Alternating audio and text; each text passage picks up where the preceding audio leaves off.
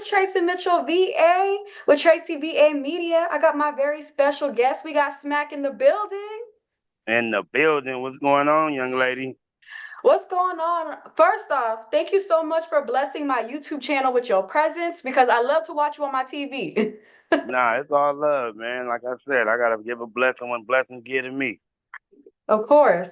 Well, I was introduced to you through the podcast back on Figg. Uh-huh. First off, congratulations with the success on that. Oh, thank you. I appreciate it. Yeah, but apparently, from doing my research, you go way back in the industry. You go way back. So sometimes people know you as the hype man for Schoolboy Q, but go ahead Yeah. and introduce yourself to us.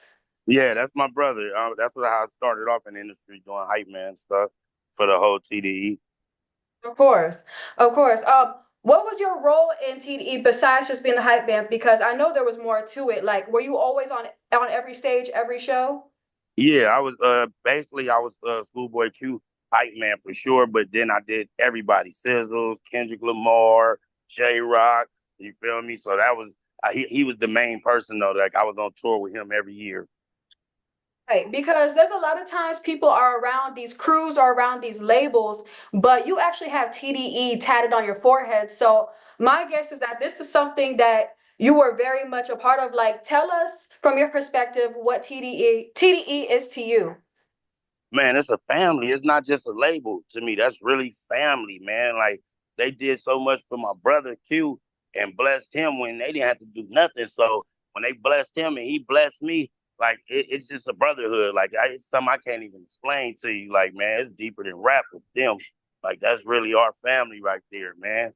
And I appreciate everything they did for me. Right. And you said this is your blood brother, or is this somebody just Yeah, it's called? my blood brother. That's your blood brother. Okay, that one definitely went over my head. I saw that online, but I was like, ain't no way. Yeah.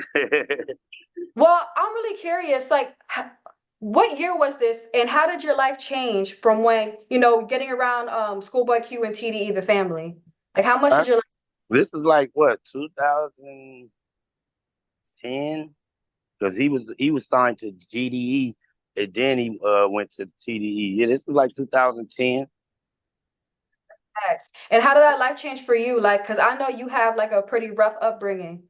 Oh, it changed my life tremendously. Like you got to remember, I've been shot 9 times. I done been hit by a car. I done got hit off my motorcycle. It changed my life tremendously because I was in the ghetto. I was living in the hood on 51st Right. Street Roar, where you could walk out your door and get shot. So it changed me a lot. Cause now I'm living in a big house. I'm put up. I'm doing what I want to do, and I'm just blessed. What about perspective wise? Did it make you look at life differently? Hell yeah, it made me look at life different because I figured out like it's more than life than just your little area where you come from. When I went around the world, I'd have been to Russia, everywhere, anything. I done went through 2 passports. It made my eyes open up big. Like, oh Mhm. no, it's more than life than just LA. I need to, you know what I mean, go out here and travel. But what about the feeling of seeing Schoolboy Q's glow and him just winning with the music? That feeling is that's unexplainable because, like I said, that's my blood brother. We didn't grow up in the same house, and for me to see him selling out shows and arenas, like, bro, I still drop tears and be like, damn, he really made it. You He feel did it. me? He really made it. So that right there, that just brings tears to my eye every time I see him. I just was at the show. And like, damn, bro, really made it. Like, you feel me? Like Yeah. we made it from the odds. The odds is not to make it about them 50s. Mhm. And not only did he make it, like he's still in the game. He's still going hard. Oh yeah, yeah, for sure. Going hard, finna drop another album. He just don't stop. Right, facts. Well, of course, this is an interview about you. Let's talk about your upbringing. So, had a very rough life before the podcast, before the fame. Let's talk about it. Shot 9 times, grew up in South Central. Tell me about it. Yeah, like I grew up with a single parent with 5 kids. My daddy never claimed me. He didn't start claiming me until I was 26 or something when my uncle passed away. So it was rough for me. My mama raising 5 kids. We in the ghetto. We ain't got everybody ain't daddy's in the house. Ain't nobody daddy in the house. Now all I knew was to turn to the streets. You feel me? Because I want to be fly. I want to have these fly clothes. I want to look like the friends I'm rocking with. I want to be like them. So that's what really fucked me up, and I ended up joining the gang. And Mhm. that was the worst thing that could have ever happened to me in my life, but I can't take it back. So You know, I joined the gang, and like, next thing you know, I ended up in the hospital for 2 months, in a coma for 2 months in the hospital. And Oh my God. I only was 16, 15 when the time when this happened. Right. Right. Yeah, What year was this? this 2004. And when you think back about those times, what are your thoughts? My thoughts now is like shit. Everything happens for a reason. Like only God knows what's gonna happen in your life. Like he only knew that this Zoom thing was gonna work. We didn't know. You feel me? Only God knows. So I looked at it like shit. That's what God wanted me to go through. You feel me? That's what He wanted me to go through. So I can't question Him. So I just know that I can now tell kids what I've been through and let them know that ain't what you want to do.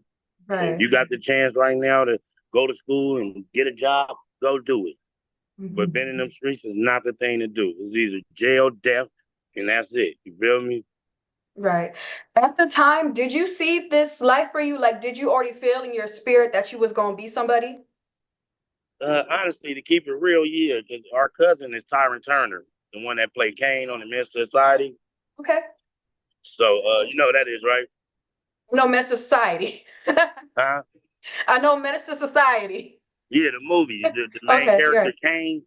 Was he Yeah, like a lead role? yeah, he the lead role. Yeah, the little Okay. short dude. You know what I mean? That got killed at the end. Okay, so this is already running in your bloodline. Huh? Yeah. This was already So running in your bloodline. yeah, so growing up with him, he stayed right next door to us. That's my blood cousin. I always told him, like, man, I want to be in a movie. And I never got to be in the movie. He like, you gotta wait. He said, I just got my feet in the door. But I'm young at the time though, you feel me? Yeah. So I used to be with him. He used to be like, say this. And I used to say it. He'd be like, oh, he cold. Like, you get what I'm saying? So I Yeah. always had a feeling. I just didn't know if it was gonna come true or not. Right. So, back on Fig, a lot of the things that people say in the comment section is like how funny you are and how much they love just your real personality. Were you always like that? Yes, I've always been a hyperactive kid and happy. Yes, for I sure. love that. I And I love that. always was like spoken. I never was no shy dude. I come around you first day and have you laughing as a kid, like, oh, he ain't shy. Nah, not at all. Yeah. So that takes me into talking with podcasting. Is this something that you saw yourself doing, and how did you even get to this point? Okay, so my brother DJ, my brother Schoolboy Q is DJ named MacWop. So when I went on tour, MacWop was blogging. So I'm like, man, I be seeing you blogging and shit. That should be looking fun. Like, let me get in one. He like, all right, come upstairs in my room. I went to his room. We did a stream on. I swear to God, it's still on his page right now on two badass little brothers. Like we was reacting to it. Reactions. Okay, reaction videos. Yeah, we was doing. He was doing reaction videos. Not podcasting people are doing, they're doing the reaction videos. Right. So he Yeah. did that, and he asked me like, "Oh, what you think?" He's saying what he's saying, and he dropped it that day. The next day, me being nosy, I go back to the comments, and they like, "Who is that? That's cute brother right there. Oh, he funny. Oh, whoa, whoa. We fuck Yeah. with him." So I think we had got like I had got the most views on this channel. He like, I ain't never got this many views on this motherfucking comments. So he like, you want to fuck with me and do this shit every time I stream? I'm like, hell yeah, we on tour, fuck it. So we'll walk around New York filming, blogging and shit, behind the scenes shit.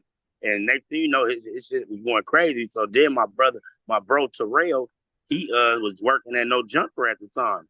So I Hmm. tell Terrell, like, hey man, put me on there, man. I heard that's a big platform. Wait, you told Terrell to put you on.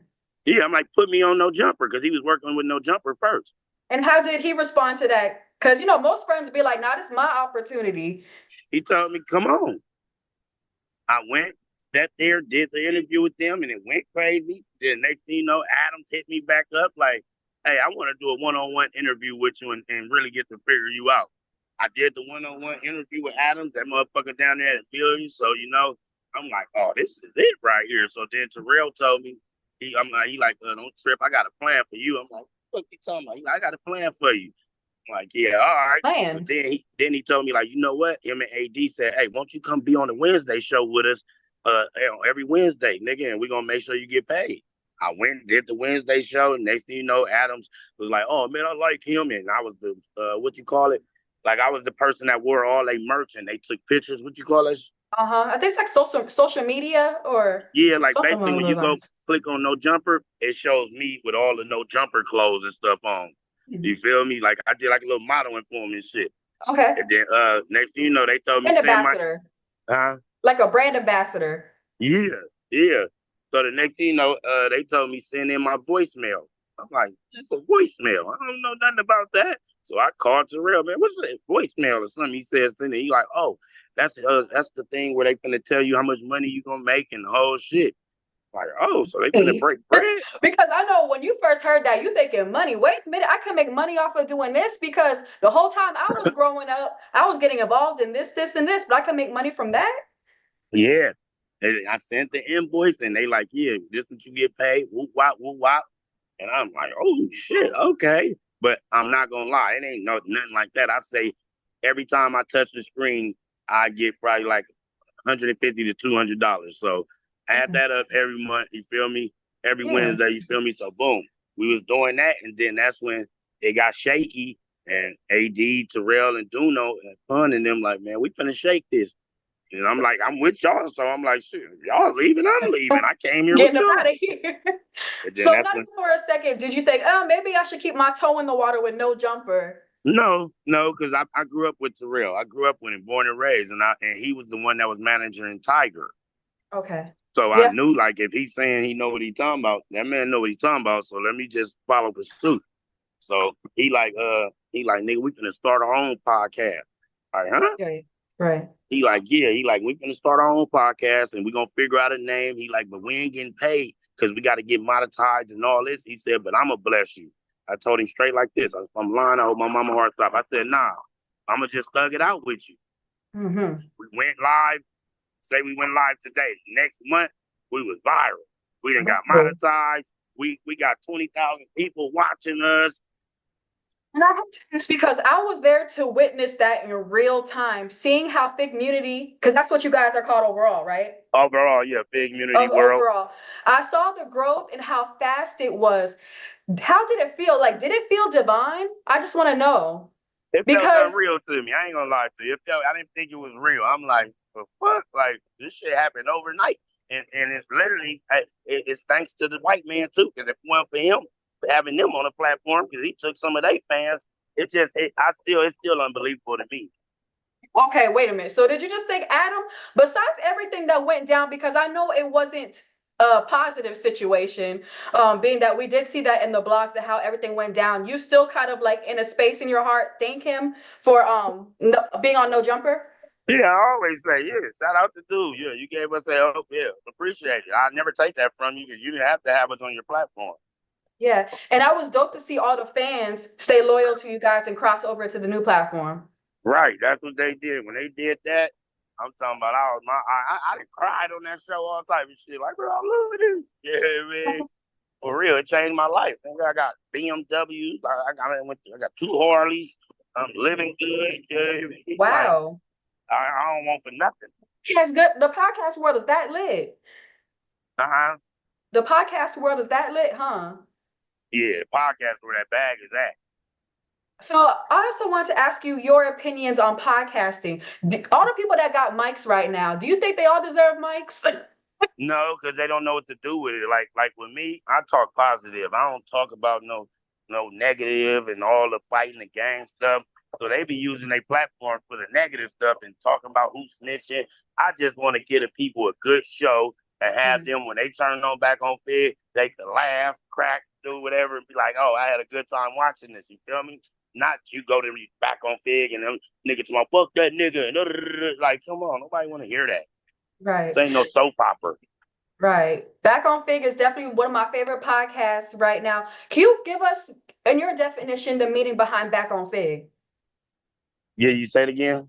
The meaning behind Back on Fig, in your opinion, from The yours. meaning of it is like that's where we come from. Me and Terrell, he was born on 56 and Fig, and I'm 51st and Fig, and that's all we knew growing up was Fig, seeing the little females walking and all that, seeing all the stuff. So we like, you know what? We just got to name ours Back on Fig, and we really back on Fig with this. You feel me? Like we Fig babies, and to keep it real, the name Back on Fig came from Schoolboy Q's song where he was like, "Young nigga back on Fig." H Hmm. Crown on wigs, and then Terrell Girl was like, "What about back on Fig?" And we like, "Yeah, back on Wow. Fig." So we got to Yeah, thank Heather for the name. Yes, no, she get 1,000%. Yes, because she had like 5 names. And Terrell had 5 names. I had 5, but we like, hold up, you got something right there, young lady. And then we like, you know what? We gonna make it all orange, make it look like Figg, the whole thing. Wow. That's why the concept thing. We like, ooh, when we did it, we like, damn, we And did y'all this. killed and y'all killed it. Y'all killed it. Amazing, amazing team overall too, because I love how you guys support each other even outside of the podcast. Oh yeah, for sure, for sure. Them like all my brothers, AD, all them family right there, for real, for real. And I feel like y'all are really putting LA, LA forever gonna be on the map. But when it comes to like media wise, you guys are really putting LA on that map. Oh yeah, and that's what we our whole plans was like.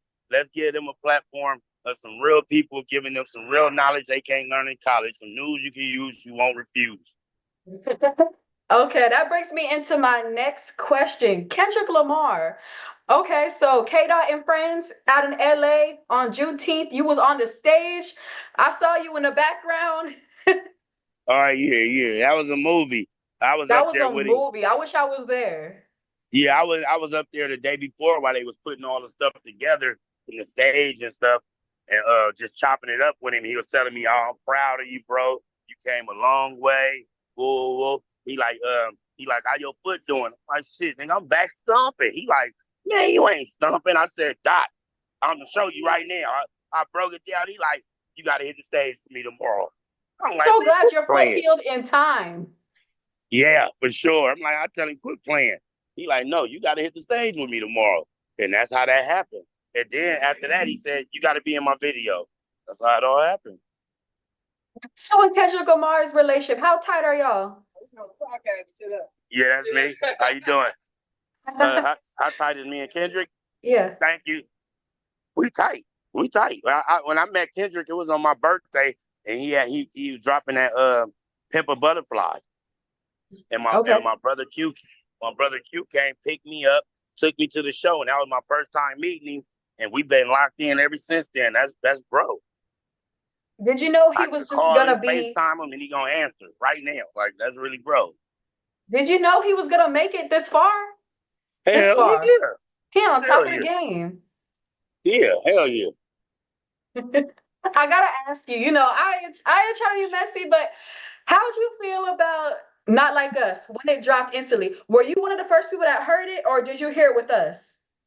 What you said? Did I hear what the disc records? Yeah. No, I'm gonna keep it real. No, I didn't hear it, but I knew what was coming, and I knew when it was gonna come. And what was your thoughts? Your honest reaction? My honest reaction, I already knew who it was gonna be because we talking about Kendrick Lamar. You get what I'm saying? The king of the Compton, the king of the West Coast in LA. Like, and then I'm like, Drake. I'm like, Soldier Boy, Drake. You know what I mean? Like, you want problems with the West, Drake? You feel me? So I already knew. And then when I talked to bro, he like, don't trip. I'm like, you know what? I don't even gotta tell me. I already know what time it is. I'm the reason why he whitelisted everybody to do the reaction. Just that I did that. How did you do that? How'd you orchestrate that? None. I told him because we was on a podcast. I'm like, hey Kendrick, I need you to whitelist this because if you don't, that means we can't react to it and they ain't gonna pay us. Next thing you know, he whitelisted everybody. Oh shoot. Yeah, so He you got that. Yeah, I'm the reason for that. He said, fuck it, I'm gonna go on and whitelist everybody. That's why everybody got to do their little reactions and all that. That was because of me. What made you feel like you said because you wanted to get the reaction first, the first reaction? No, not even that, but like if you react to somebody's music and they don't whitelist you, that means you don't get paid for that video that you drop. Okay, okay, okay. So what about the Drake and Kendrick beef overall? Like, what are your thoughts on that? Kendrick killed him. Like, come on, man. You know, I'll tell you Kendrick, man. Kendrick killed him. Drake didn't have no chance. And then, yeah. And then once he dropped that, they not like us. Oh, it was over with. You see, Drake never respond back. Like it's over with. Stick a fork in you. Like you get what I'm saying? I'm gonna shoot my shot, and you don't gotta answer this at all. But I want to know: is he still in the studio? He's still working? You says who's still working? Hey, Dot, is he still working in the studio? Are Yeah. we gonna get more from him? Or are we just gonna get this diss? He's gonna go off and. Yeah, he Go. working. Hey, that's why he's working. He got some stuff coming. He working. Okay, cool. Okay.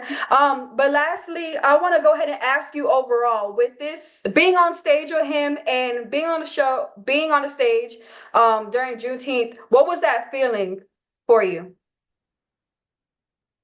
That feeling, it was so crazy because that was a sold out stadium.